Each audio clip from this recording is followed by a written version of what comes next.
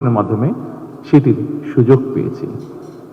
এই ত্যাগের মাধ্যমে, এই আত্মত্যাগের মাধ্যমে হাজারো মানুষের অত্যাচার, লক্ষ মানুষের নির্যাতনের মাধ্যমে আমরা আমাদের বাক, ব্যক্তি স্বাধীনতা, গণতান্ত্রিক অধিকার চর্চার সুযোগ আমরা ফিরে পেয়েছি।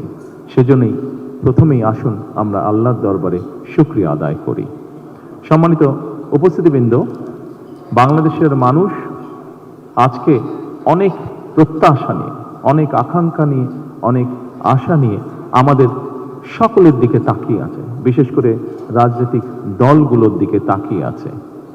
আজকে আমাদের এই ইফতার মাহফিলে আসুন আমরা আল্লাহর নামে শপথ গ্রহণ করি যে আমাদের আগামী দিনের কাজগুলো হবে এই দেশের মানুষের ভাগ্য পরিবর্তনের জন্য। আসুন আমরা আল্লাহর দরবারে সেই রহমত চাই যার মাধ্যমে আল্লাহ আমাদেরকে এই দেশের মানুষের ভাগ্য পরিবর্তনের জন্য, এই দেশের ভাগ্য পরিবর্তনে কাজ করার তৌফিক আমাদেরকে আল্লাহ তাআলা দিবেন। পরিশেষে আমি আবারও বাংলাদেশ জামাতে ইসলাম এবং জামাতে ইসলাম নায়েবে আমির শফিক সাহেব সহ সকল নেতৃবৃন্দকে আন্তরিক ধন্যবাদ জানাচ্ছি আজকে এখানে আমাদেরকে দাওয়াত দেওয়ার জন্য। আসসালামু আলাইকুম।